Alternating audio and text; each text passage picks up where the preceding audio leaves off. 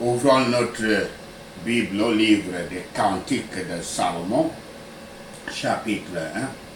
Cantiques de Salomon, chapitre 1. Expérience d'amour avec Yahshua. Expérience d'amour avec Yahshua.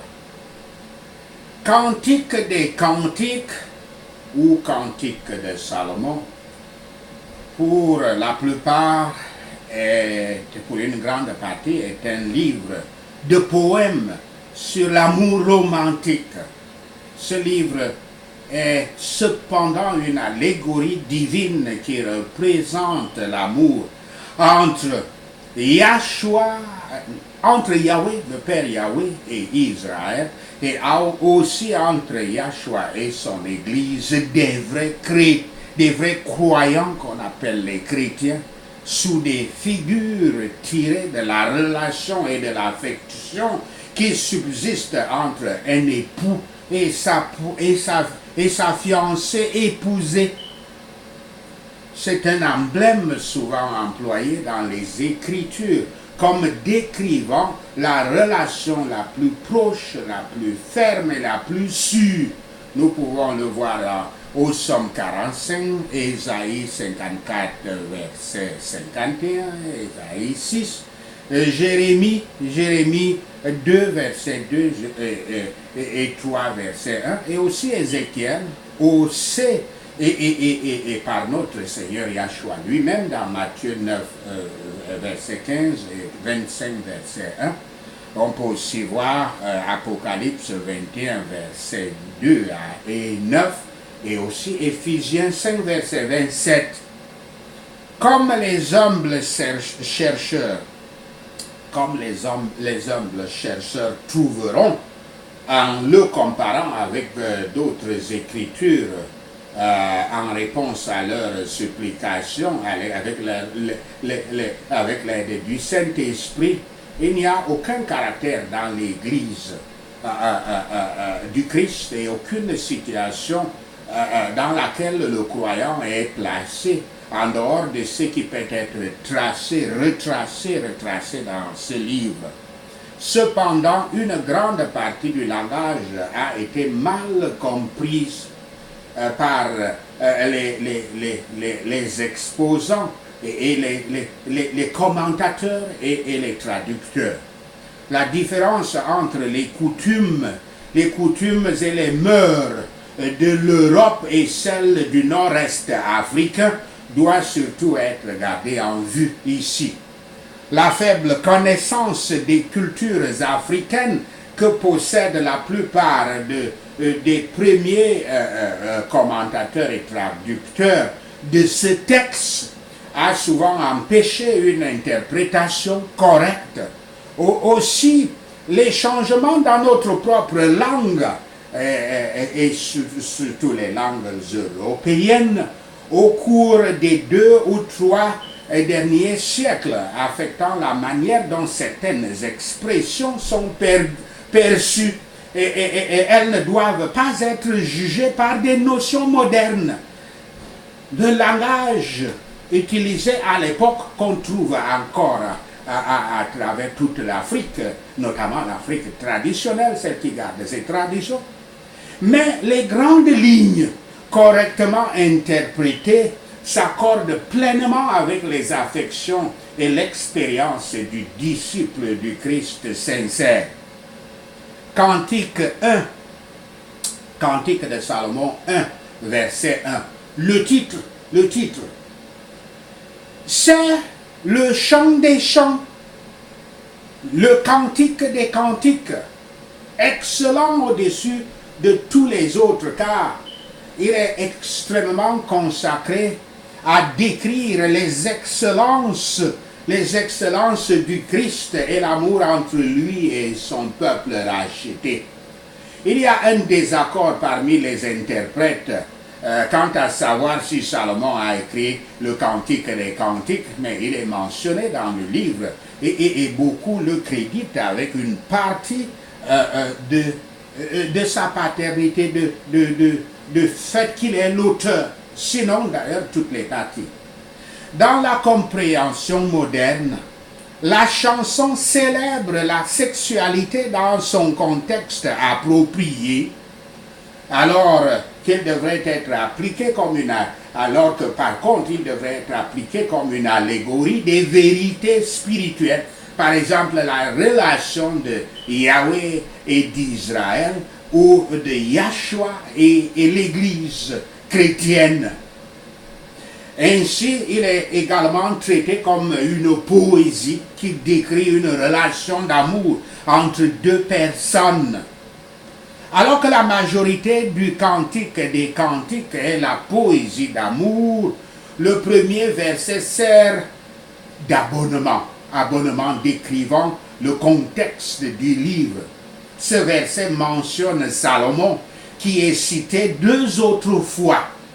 Cela peut indiquer qu'il a écrit certains des poèmes inclus ici. Cantique de Salomon 1, versets 2 à 6. L'Église confesse sa difformité. Versets 2 à 4.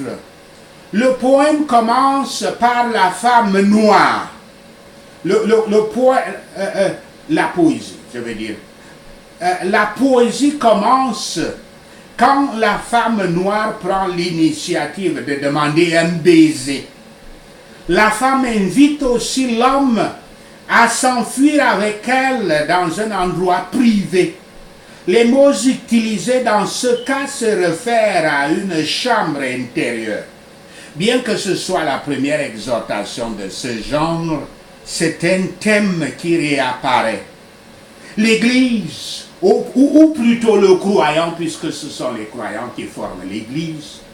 L'Église parle ici du caractère de l'épouse du roi, le Messie. Les baisers de sa bouche signifient ces assurances de pardon avec lesquelles les croyants sont favorisés, les remplissant de paix et de joie à croire, et les faisant abonder dans l'espérance par la puissance du Saint-Esprit.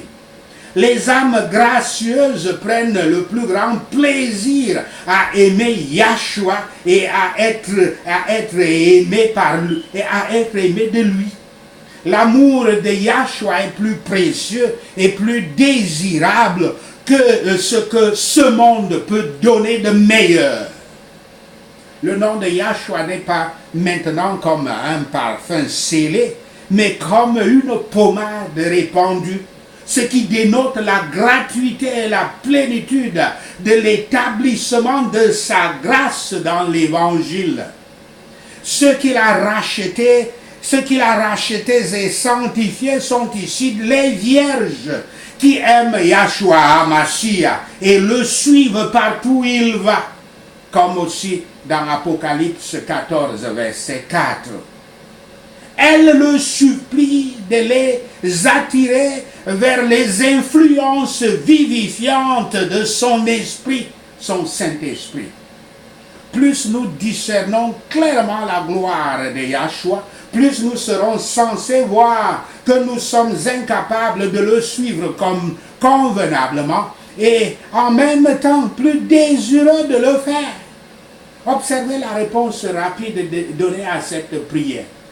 Ceux qui attendent à la porte de la sagesse seront guidés vers la vérité et le réconfort. Et étant amenés dans cette chambre, nos chagrins disparaîtront. Nous n'avons de joie qu'en Christ. Et pour cela, nous lui sommes redevables. Nous nous souviendrons de rendre grâce pour l'amour de Yahshua. Il nous fera des impressions plus durables que n'importe quoi ou n'importe qui dans ce monde. Il n'y a pas d'amour non plus accepté par Yahshua en dehors de l'amour sincère, comme cela est dit dans Éphésiens 6, verset 24. Revenons donc à l'interprétation littérale. Les filles de Jérusalem peuvent vouloir dire, peuvent être l'allégorie des professeurs qui ne sont pas encore établis dans la foi. L'épouse était noire, comme les tentes des Arabes errants, mais aussi belle que les magnifiques rideaux des palais de Salomon. Le croyant est noir comme étant souillé et pécheur par nature, mais agréable, renouvelé par la grâce divine à la sainte image de Yahweh. Il est encore déformé par les restes de péché, mais aussi avenant en Christ. Il est souvent bas et méprisable dans l'estime des hommes, mais excellent aux yeux de Yahweh. La noirceur était due à l'usage péjoratif qui avait été souffert, l'usage dans le travail qui avait été souffert d'après elle. Car les Israélites étaient en fait des Noirs, suivant la conception raciale. Si nous suivons la conception raciale américaine, qui classe les races par la simple goutte de sang. Verset 6, il est dit, ne prenez pas garde, fin de citation. Ceci ne signifie pas mépris et dédain pour sa méchanceté, ni comme relevant de ses infirmités,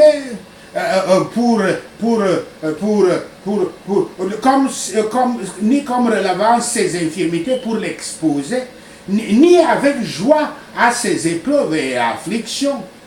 On ne peut supposer ni l'un ni l'autre de la part des filles de Jérusalem à qui elle s'adresse, mais plutôt de ne pas la regarder comme étonnée de ses souffrances, comme si quelque chose d'étrange lui était arrivé. Pas seulement à sa noirceur de peau, pour une raison ou une autre, de peur qu'elle ne trépasse.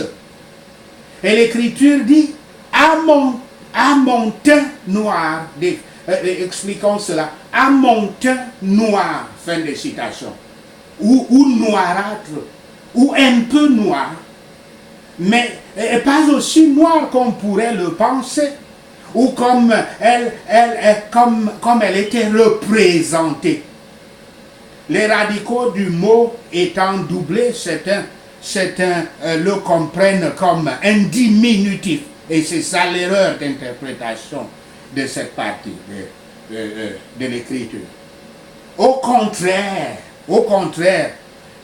il augmente la signification et montre l'expression d'humilité. Le mot noir augmente la signification et montre l'expression d'humilité de cette femme, comme si elle était enviée par les filles un peu jalouses de Jérusalem.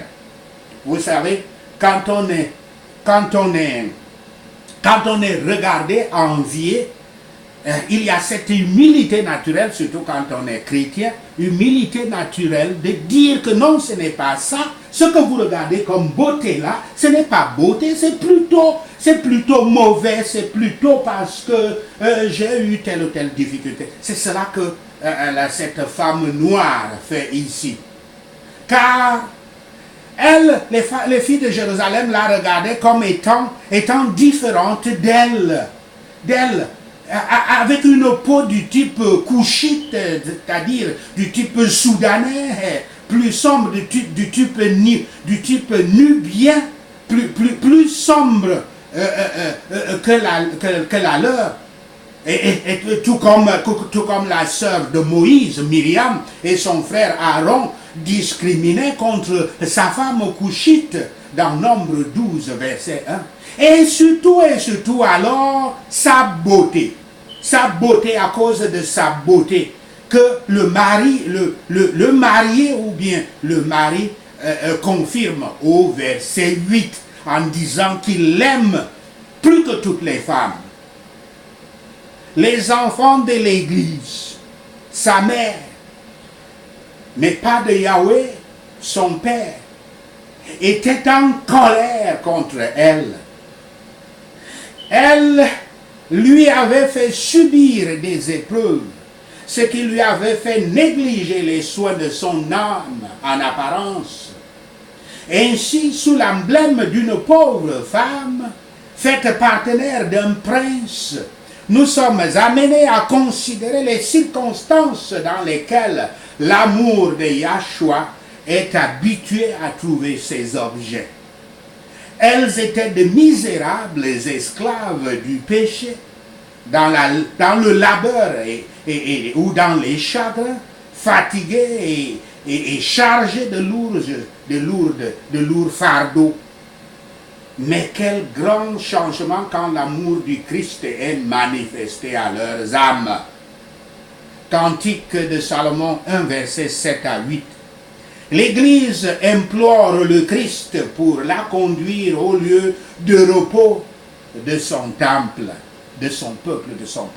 Observez le titre donné à Yahshua. Je cite, « À toi que mon âme aime ».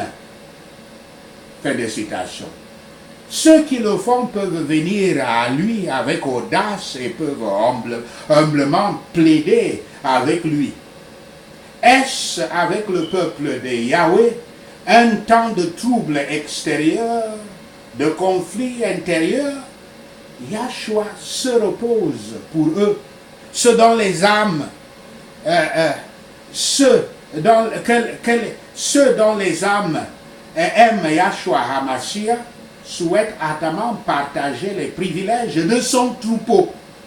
Se détourner de Yahshua est ce que les âmes gracieuses redoutent plus que toute autre chose. Yahweh est prêt à répondre à la prière. Suivez la piste, demandez le bon vieux chemin, observez les pas du troupeau, regardez ce qui a été la pratique des hommes pieux, des gens pieux. Asseyez-vous sous la direction de bons ministres, à côté et sous les tentes des bergers, les ministres. Apportez votre charge avec vous. Vous serez tous les bienvenus. Ce sera le désir sincère et la prière du disciple du Christ que Yahshua le dirigea tellement dans les affaires mondaines et ainsi ordonna sa situation et son emploi afin qu'il puisse toujours avoir son Seigneur et Sauveur devant lui. Cantique de Salomon 1, verset 9 à 17. La recommandation de Yahshua à l'Église, son estime pour lui. Verset 11. L'utilisation de nous n'implique pas que l'homme aura une main dans la création de bijoux, mais plutôt qu'il ne fera que renforcer sa beauté avec ses dons de bijoux. Verset 15. Nous reviendrons encore sur ce verset après, pour mieux l'expliquer.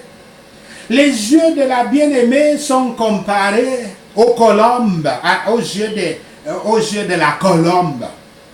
Bien qu'il soit évident que c'est une affirmation flatteuse, nous ne pouvons pas être sûrs quel trait d'une colombe ancienne ou contemporaine se rapporte aux yeux d'une femme, que ce soit la couleur, la douceur ou le fait que les colombes soient connues pour leur fidélité à leur partenaire. Verset 17. Les arbres mentionnés, cèdre et sapin, étaient connus pour leur flagrance. Le marié donne des éloges de son épouse à son épouse. Aux yeux de Yahshua, les croyants sont les meilleurs de la terre, propres à être des instruments pour la promotion de sa gloire. Les dons spirituels et les grâces que Yahshua accorde à tout vrai croyant sont décrits par les ornements alors en usage. Ceci au verset 11. Les grâces des saints sont nombreuses, mais il y a dépendance les unes des autres. Celui qui est l'auteur sera le finisseur du bon travail. La grâce reçue de la plénitude de Yahshua jaillit en de vifs exercices de foi, d'affection et de gratitude. Pourtant, Yahshua, par ses dons, leur est très précieux. Le mot traduit par, je cite, grappe de Troène, fin de citation, ou bien plante aînée, H-E-N-N-E, accent aigu, au verset 14, signifie littéralement expiation ou propitiation. Yahshua est cher à tous les croyants parce qu'il est la propitiation, l'expiation, la rédemption de leurs péchés. Aucun prétendant ne doit avoir sa place dans l'âme en dehors du Christ. Ils ont résolu de le loger dans leur cœur toute la nuit, c'est-à-dire pendant la durée des troubles de la vie. Revenons au verset 15. Le Christ prend plaisir au bon travail que sa grâce a fait sur les âmes des croyants. Cela devrait engager tous ceux qui sont sanctifiés à être très reconnaissants pour cette grâce qui a rendu juste ceux qui par nature ont été déformés. Verset 16. Le conjoint ou le croyant a un œil humble et modeste, mettant à découvert la simplicité et la sincérité divine, les yeux éclairés et guidés par l'Esprit Saint. Cette colombe bénite, c'est ça la meilleure explication. Le Saint-Esprit est une colombe. L'Église exprime sa valeur pour le Christ. Vous êtes le grand original. On peut lui dire au Christ, nous parlons au Christ, tu es le grand original. Mais je ne suis qu'une copie terne et imparfaite. Beaucoup sont juste droits au regard, à les regarder, mais leur caractère les rend désagréables. Christ est juste mais agréable. Le croyant, au verset 16, parle avec éloge de ces saintes ordonnances dans lesquelles les vrais croyants ont la communion avec Yahshua. Que le croyant soit donc dans les cours du Seigneur, sur la cour du Seigneur, qu'il soit sur la cour du Seigneur, c'est-à-dire l'église du Christ, ou à la retraite, et qu'il soit dans ses travaux quotidiens, ou confiné sur un lit de la maladie, ou même dans un donjon, c'est-à-dire dans une prison. Un sentiment de la présence divine fera de cet endroit son paradis, un paradis. Ainsi, l'âme, en communion quotidienne avec le Père, le Fils et le Saint-Esprit, jouit du vif espoir d'un héritage incorruptible, non corrompu et sans partage par-dessus tout. Sachez ceci, et le Seigneur Yahweh vous bénira. Prenons ces points de prière. Prions donc cette écriture, notamment son allégorie spirituelle. Seigneur Yahshua HaMashiach, l'assemblée des disciples du Christ te confesse son amour au nom de Yahshua le Messie. Seigneur Yahshua, embrasse-nous avec les assurances de ton pardon, nous remplissant de paix et de joie en croyant, et nous remplissons de paix et de joie dans la foi, et nous faisons abonder dans l'espérance par la puissance du Saint-Esprit qui est dans ta bouche, au nom de Yahshua le Messie. Car ton amour est meilleur que ce que ce monde peut donner de meilleur, au nom de Yahshua le Messie. Tes huiles d'onction sont parfumées, ton nom est de l'huile versée, au nom de Yahshua le Messie. Par conséquent, les vierges t'aiment, celles que tu as rachetées et sanctifiées t'aiment. Ceux qui te suivent partout où tu vas t'aiment, au nom de Yahshua le Messie. Aimons Yahshua. Et Yahshua, notre aimant Yahshua, attire-nous près de toi. Courons par les influences vivifiantes de ton Saint-Esprit, au nom de Yahshua le Messie. Le roi nous a amenés dans ses chambres, car nous avons attendu à la porte de la sagesse, et nous sommes conduits à la vérité et au réconfort, au nom de Yahshua le Messie. Nous exulterons et nous réjouirons en toi, nos chagrins disparaîtront, car nous n'avons de joie qu'en Christ, au nom de Yahshua le Messie. Seigneur, nous nous souviendrons de rendre grâce pour ton amour, et il